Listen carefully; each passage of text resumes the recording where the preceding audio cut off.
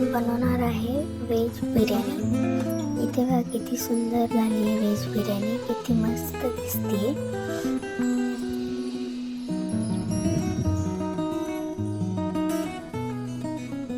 इथे व्हेज बिर्याणी बनवण्यासाठी मी सर्वात पहिला तांदूळ भिजवून ठेवलेला आहे 15 मिनिटं।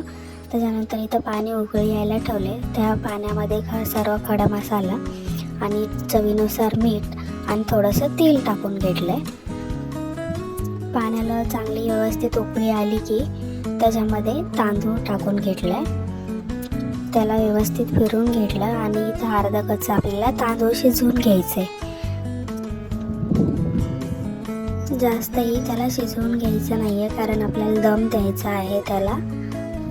त्यासाठी मी आता इथे व्हेजिटेबल्स घेतली आहे, टोमॅटो, कांदा, गाजर, फ्लावर, बटाटा आणि मटार, 4-5 हिरव्या मिरच्या आणि 4-5 लसणाच्या पाकळ्या घेतल्यात आणि अद्रक लसूण पेस्ट आणि अर्धी वाटी दही घेतली आहे। त्यासाठी इथे मी एक मोठा पातेला घेतला, त्याच्यामध्ये 4-5 चमचे ऑइल टाकले आणि त्यानंतर वाळला कांदा त्याच्यामध्ये फ्राय करून घेते। वाळला कांदा एकदम ब्राऊन होईपर्यंत फ्राय करून घ्यायचं। त्याच्यानंतर त्याच तेलामध्ये इथे मी तेजपत्ता टाकलाय आणि 4-5 हिरव्या मिरच्या, त्याच्यानंतर लसणाच्या पाकळ्या 4-5 आणि कांदा थोडासा फ्राय करून घेतलाय कांदा। त्यानंतर आलं लसूण पेस्ट टाकायची आपल्याला।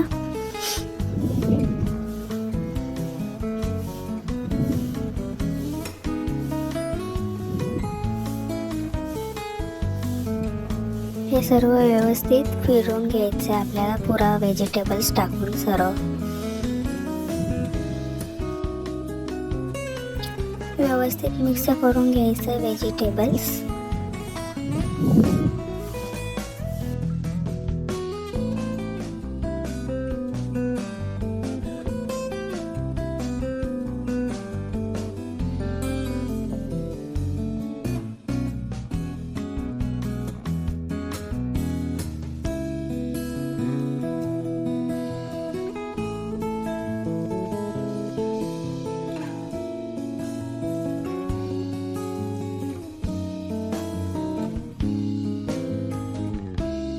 व्यवस्थित फिरून झाले की त्याच्यामध्ये इथं मसाले टाकलेत सर्व, गरम मसाला, धने पावडर, जिरा पावडर, लाल मिरची पावडर, हळद, चवीनुसार मीठ।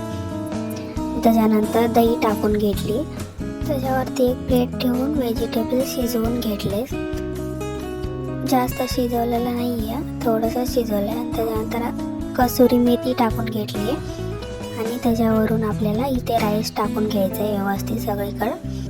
त्याच्यावरतून आपल्याला इथे कोथिंबीर आणि फ्राय केलेला कांदा टाकून घ्यायचा आहे, थोडासा फूड कलर।